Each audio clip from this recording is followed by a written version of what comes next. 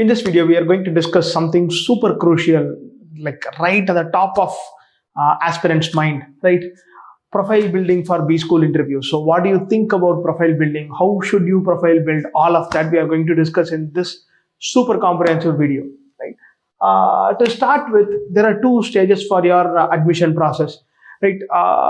Not including CAT. So after CAT gets over, there are two stages. The first stage is where your 10th, 12th, UG, WorkX and CAT score come into play. So these are the most crucial, most important factors out there. So your 10th score, 12th score, undergraduation score, WorkX and the CAT score.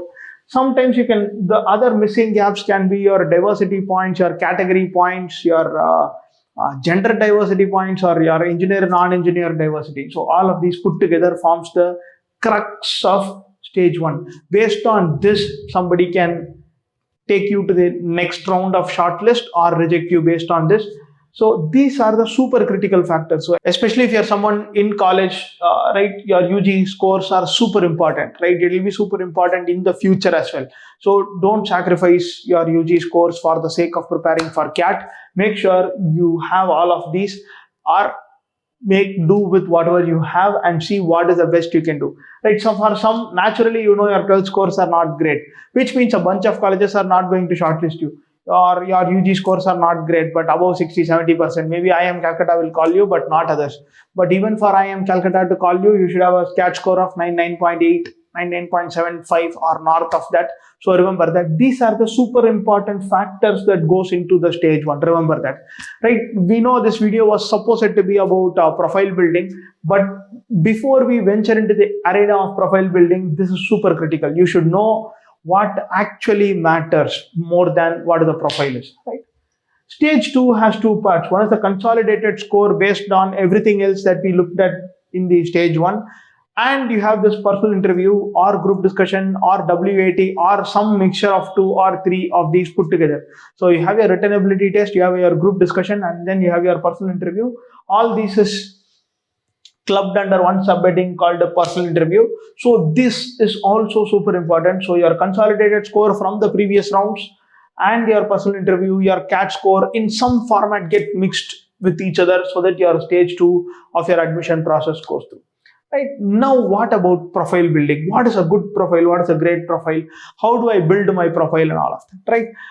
If you are an engineer from a tier 2, tier 3 engineering college, right, and you are working in a core company and you have 3 years or you have 3 years of TCS work experience, right? You have a decent profile. Remember that, right? Obviously, those who go into IIM Ahmedabad, Bangalore with from IITs, from NITs, some small sliver of people in every batch will have an exceptional profile. You can't change that, right? But you can't, everybody has exceptional profile, then it is not exceptional, right? The average has to be average. It can't be exceptional. So the idea that I want to convey is there is nothing tangible as a profile unless you are somebody who's already a super achiever. Otherwise, what should you do to see what can be done, right? I want to divide this profile building into two parts. One is useful and relevant. The other part is namesake. Right? The useful and relevant, like a good B school, right, is tough to get. Right? Some random B school might call you and then say, hey, based on your score, GD is already there. Do you want to attend GD? Right? Those schools are easy. Those schools are looking for candidates. And then there are a bunch of schools where if you forget something and then you say, hey, please give me an extension, they say, I don't care.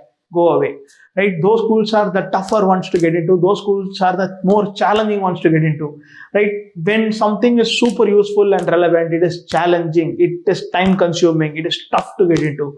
Something is namesake, naam ke vaas kuch kar raha hai, right? Then it is like not relevant, right? It is not useful. For example, if you say, hey, I live in Chennai and I work in an NGO that teaches fishermen's children, and we go to Mahabalipuram once in 2 months and spend 3 hours, 4 hours teaching children. We all know why you are going to Mahabalipuram, right? Or everybody knows, right? Once in 2 months or once in a month is not even something that is tangible, right? So the professors know real well how to distinguish between something that is useful and relevant or namesake. Some examples of useful and relevant things, your CA, CFA, ICWA, FRM, there are a bunch of things that people do, right? Your HubSpot, Google, and the courses from Udemy and whatnot. People do a lot of relevant stuff that is tough to complete, that takes time, that takes effort, that takes concentration. Those are the relevant stuff. Anything that you can get a certificate, or not you, maybe somebody else can get a certificate, then that is namesake. So these are the two critical parts, right? Another important thing that I want to mention is what is useful and relevant. The most useful and relevant thing is having a good job, right? Every time when somebody says, I want to build my profile, most of the time somebody is saying, hey, I don't have a job, I want to compensate for not having a job instead of having a gap year. My humble suggestion request is find a job. The idea being, gap year is looked down by professors. We don't have any say on it, right? The professors, if they want to, they can choose to look down upon gap year. Given that most of them do look down upon a gap year, it makes sense for you to not have a gap year and prepare. Unless you are someone who says, hey, I am sure of this, right?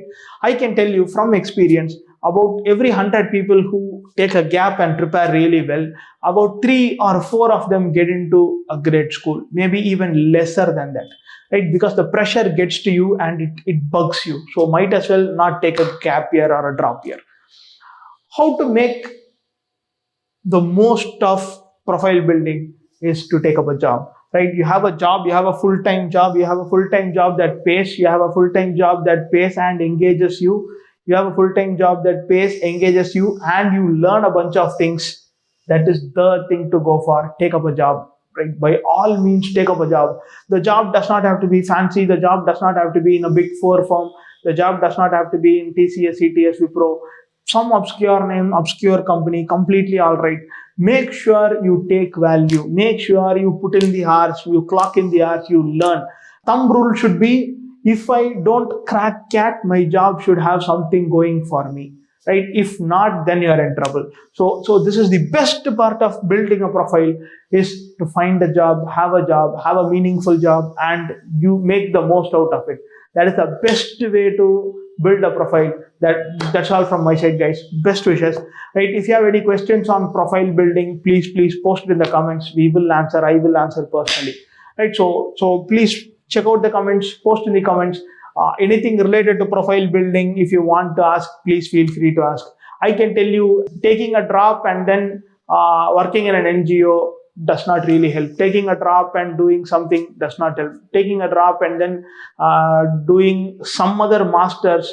So I heard this word somewhere, like pseudo drop. I was like flabbergasted. What is this pseudo drop? People say, hey, I've taken up a graduation, but I'm also writing this entrance exam again. And if I clear this exam, I'm going to dump this graduation and then go and do that.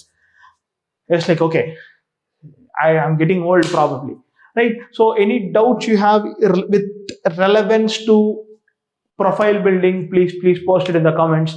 But I can tell you the best way to build a profile, especially if you are done with your undergraduation, is to take up a job. If you are still in undergraduation, you have done bunch of internships. Your internships could be in the field of your study or in the field of management. Either way is fine. There is no clear distinction. Either way is fine. If you have some internships under your kitty, then it is fantastic. If not, you have a decent grades in your undergraduation, nothing stellar, then it is still great, right? Walking under the pretense that, hey, I will build my profile by doing these 3 things, stay away from it, not useful, right? It might sound harsh, but that is the reality. You got to accept that if the professors are not being kind towards people who take a drop year, then they are not being kind. You got to tell yourself, hey, this is the card that has been dealt with. What is the most that I can make out of it? And see where it takes you, right? All the best, guys. Best wishes.